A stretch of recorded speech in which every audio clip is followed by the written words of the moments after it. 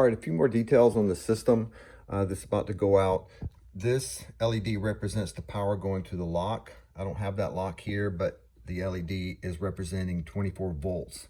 And the LED is on now. It may be hard to see. So the lock gets connected to this lock board here via 2 wires, 18 gauge or larger. And the lock board gets its signals from the main board.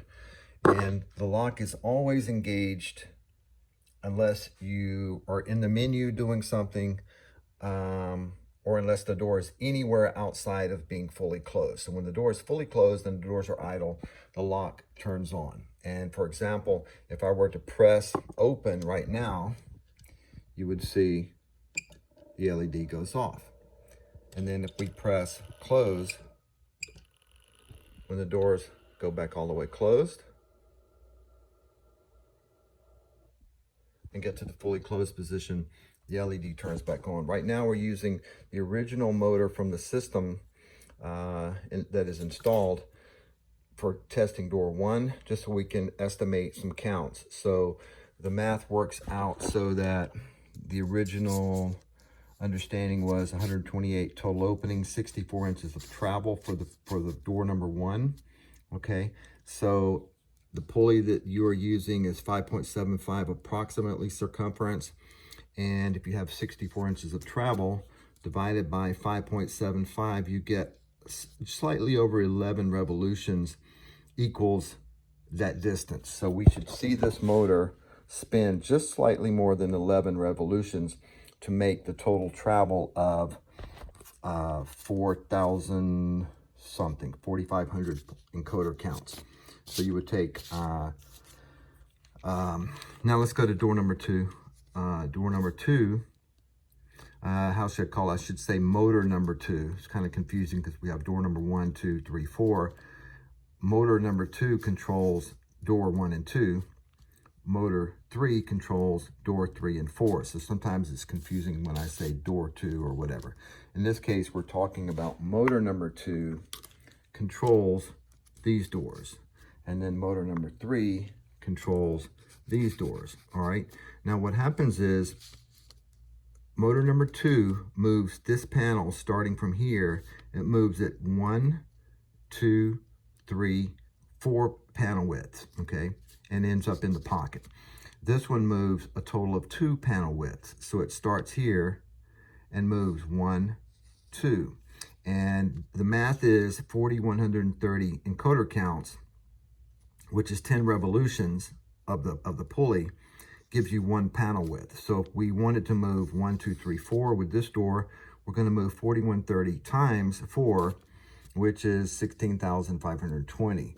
And then for this motor is only going to move 2 times 4,130, still approximately 10 revolutions. In the real world, this will adjust a little bit, but that's the basic concept. Okay, now all the numbers are always negative because the door always overshoots when it's closing. It pushes into the negative, trying to push the doors tight.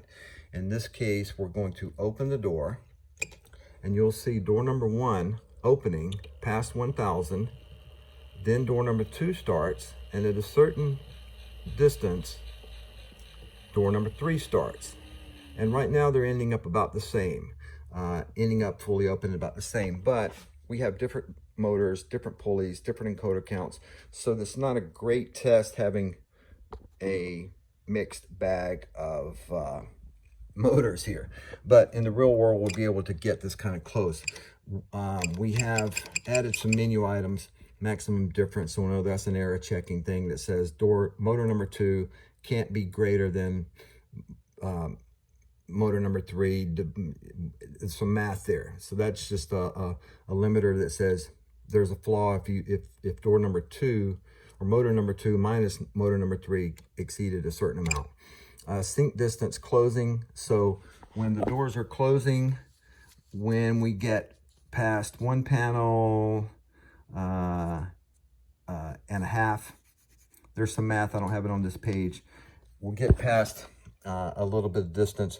Then motor number 3 starts in the closing direction. In the opening direction, motor number 3 starts once door number 1 and 2 have gotten a little bit open, so that we don't want this motor trying to pull this panel. So this one will move to here. This would push this over so that this panel has moved over slightly into this area. And that would be that distance. We can set that distance wherever we want and try to accomplish the goal of making the door motor number 3 not have any collisions with motor number 3, so to speak. Even though the collision will be the door, but it's simpler to say motor. Okay, we've added open position number 3. So this is where we program how far from zero meaning fully closed, for this motor number 3, which is these doors. How far does this move? And we've already determined it's going to move 4130 times 2, and that's why we've got 8160. Now that's adjustable up and down. We can find a precise number for it in the real world. Then we've got some other factors here. I won't go over all of this right now. Clearance time. How long of amount of time should we wait before door number 1 has cleared the receiver on door number 2? So that's a clearance time. And so in other words, if we know an average amount of time that door number 1 has to take to open, to release door number 2, if it exceeds that amount of time, then we'll get an error that says, hey, we didn't open in a certain amount of time. Move door number 3. This is a test method that I added so that we can have move door 1, move door 2, move door 3. So this is a way to manually move the doors by pressing yes or no. So yes, or that's no, yes. Door number 2, I'm pressing yes, no. Door number 3, motor number 3, yes, no. So that's a way to, on boot up, if there were some fault or a system's got out of sync or something like that, this is a way that all the doors can be moved with the motors back to their home position, so you don't have to physically move the doors by hand. All right, accelerate, that deals with some acceleration between how the rate of acceleration a motor goes from one state to another. Test lock, this is a way for we can test the lock, yes or no. Yes, no, yes, no. So we can turn on and off the lock with a menu item, yes, no, to test that the lock is working from the menu. Okay, contact pad, that's something we'll discuss later. D1, we have contact points. So on door number 2 would have, it would get to this panel, and that's a contact point where it collects that panel. Now in a normal situation with one motor, you would collect this panel, collect this panel, collect this panel. So you'd have 1, 2, 3 collection points. And so here you have collection point 1, 2, 3 set at the panel width. So collection point 1 is 4130, 8260, 12390. And what happens at those collection points is when door number, or let's call this door number 1, motor number 2, gets to this point, the speed slows down to catch that door and then speeds back up. So that way the impact is reduced at each collection point. All right, motor 1 and 2 enabled. This shows inputs, external inputs 1, 2, 3, 4. This is a way to just test that all of our inputs are connected. So if you have home automation or buttons connected to from the 12 volt positive bus to any of the inputs here, these buttons replicate those inputs. So if you want to test your home automation, you could go to this screen and test from 12 volts out to a switch and then back to number 1 through 16. And you should, if you're testing home automation or button or remote control, if you press number 1, if you test 12 volts jump to number 1, you would see the change there. Okay, stall count after a certain amount of time of the motor not spinning or the encoder not being detected as having been moved, it shuts down saying, hey, there's something causing a real stop of the motor or encoder. close offset -10. That means when the door gets fully closed to 0, we give it just a little bit of distance to push past it. So if there's any bounce back on your doors or weather stripping, it kind of puts a little pressure against it. Close offset 1, those means motor 1 and motor 2. Reset, we can reset all the encoders from this screen as well.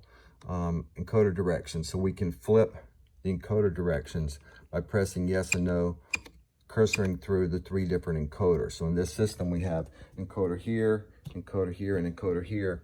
We can change the direction of the encoder, how it's counting in this menu. Here we have motor direction, the same thing. So if you've got a motor connected and you don't want to go flip the polarity of the wires, you could just change the motor direction here. Anytime you change a motor direction or change an encoder direction, you must do a reset, because once you do that, the whole system, the encoders, everything's thrown off from what it was originally set at, and it requires a reset.